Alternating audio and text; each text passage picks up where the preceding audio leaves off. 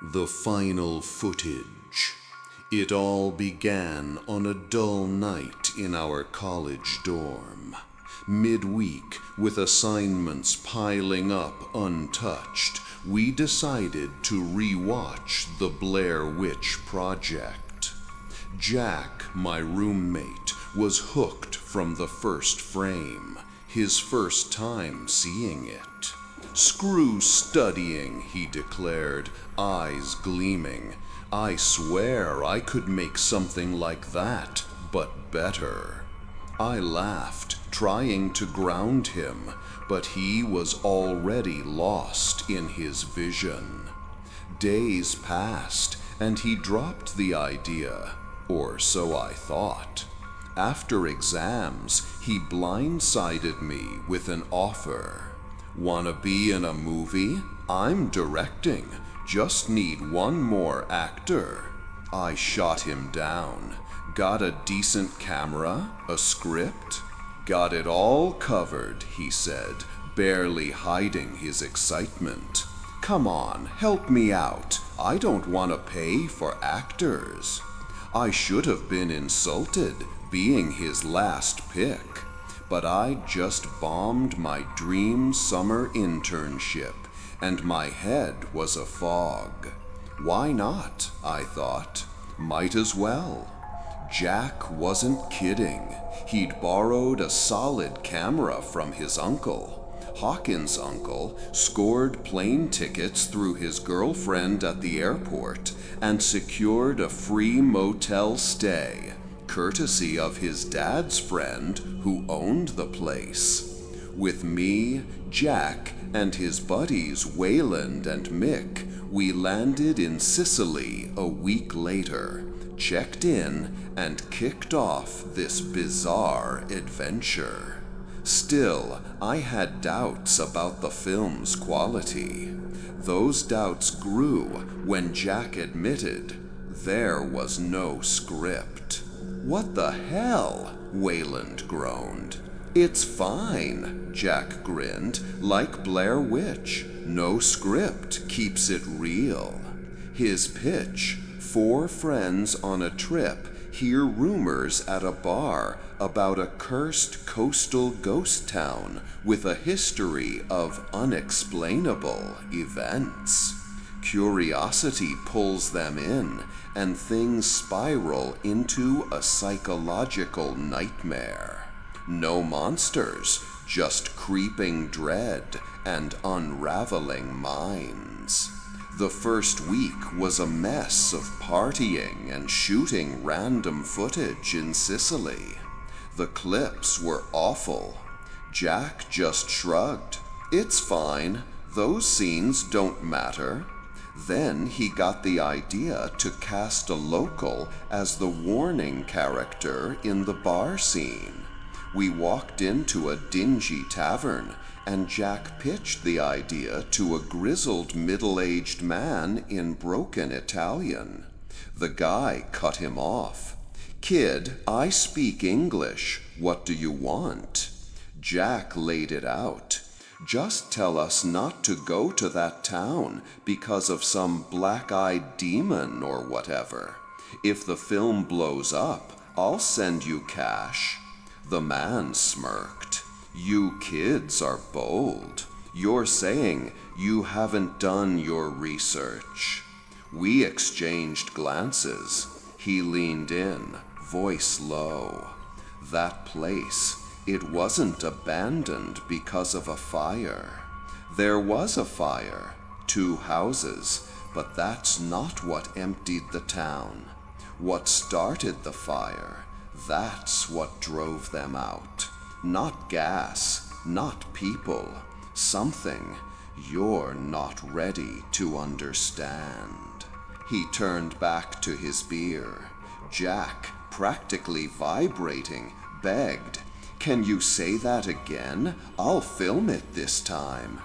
The man stood, tossed cash on the table. "Kids who don't know fear. My advice? Don't go there." A chill ran through us, but Jack brushed it off. "He's just playing it up." And so we pressed on.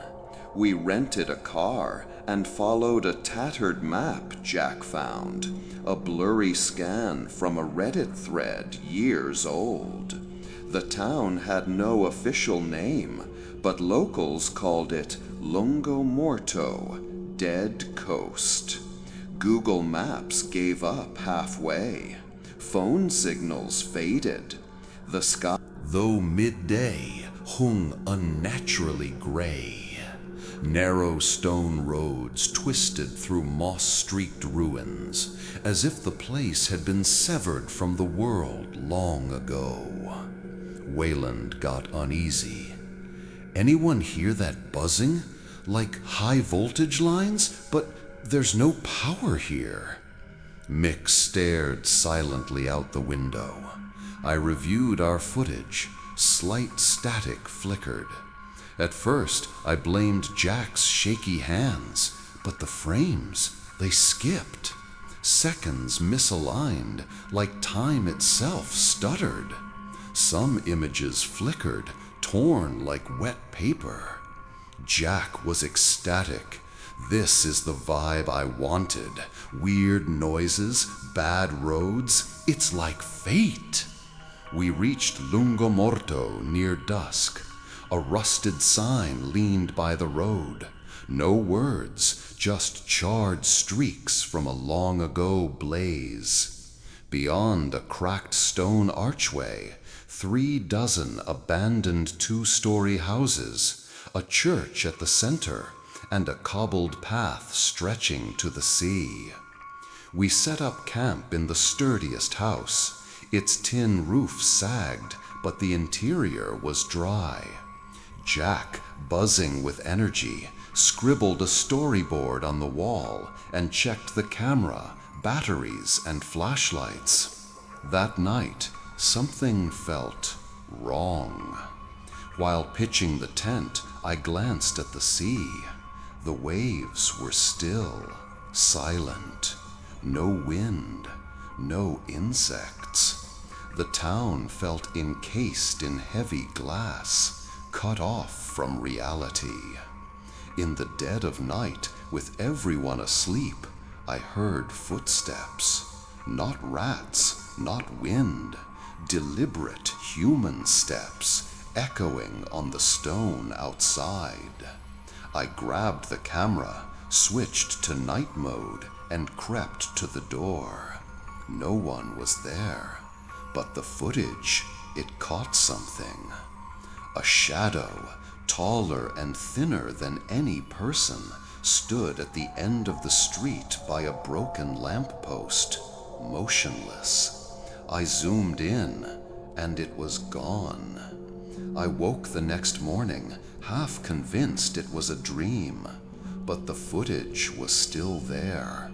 The final frames glitched as if the camera had drowned. The next day, Jack started shooting the first real scenes. Our group discovers the abandoned town, explores the houses, captures strange moments, all according to plan. Until Mick vanished. We thought he was pranking us, found footage style, maybe staging a scare. But by nightfall, he hadn't returned. His phone went unanswered. Jack's weak signal couldn't connect. Wayland panicked. I scoured the day's footage for clues. At minute 17, in a mundane shot of a dark doorway, something flashed. An eye, black, unblinking, wide. Mick had been filming that spot. A second later, he stepped out of frame and was gone. We searched all night. No footprints, no dropped gear, no sound, nothing. The sea stayed silent. No waves, no moonlight, just a starless, cloudless void. Wayland wanted out. Jack screamed about not abandoning the project. I was caught in the middle, unsure who to trust.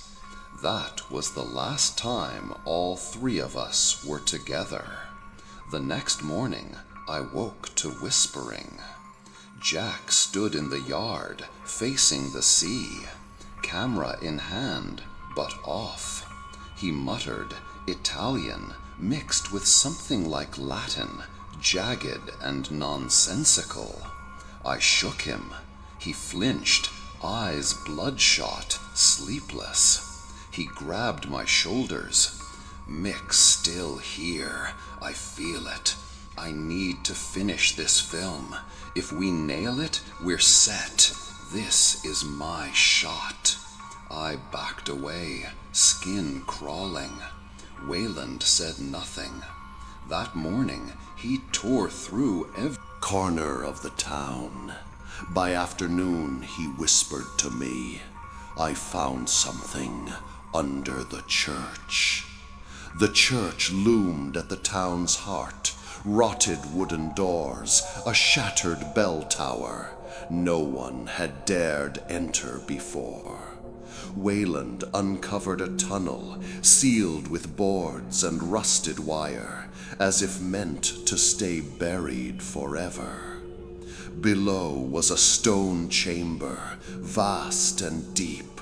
No altar, no crosses, just carvings, spirals, fish eyes, submerged hands, circles overlapping in endless loops. At the center, a pit like a well, no bottom, no water, just darkness so thick it devoured light. Wayland shone his flashlight down. I filmed, no reflection. Then something glistened, wet, moving, slow, massive. We fled. That night, Wayland packed.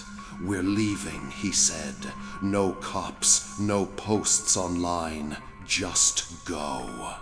I agreed, but back at camp, Jack was gone. The camera remained, but its footage was wiped. One file lingered, BLOW_us.mp4. I played it.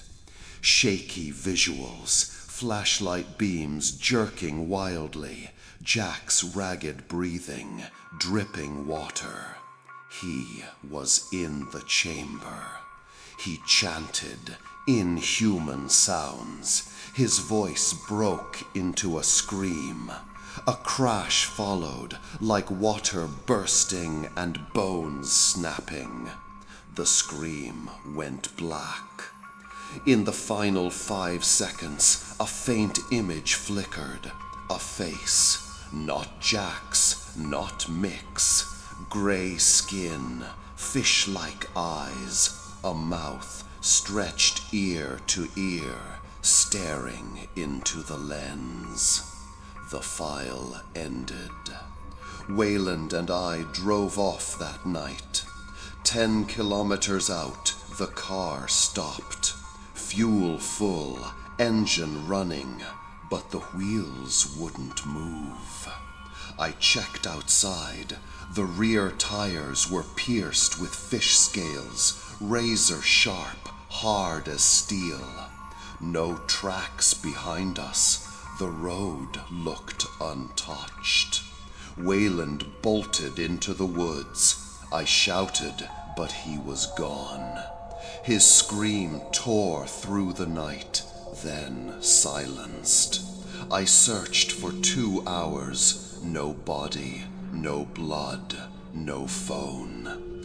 Just one shoe, soaked in seawater, placed neatly in the road. My final video was me stumbling back to the town. I don't recall how I got there. I only know I woke gripping the camera, standing at the sea's edge. The water was still, a perfect mirror. I aimed the camera down. My reflection was gone.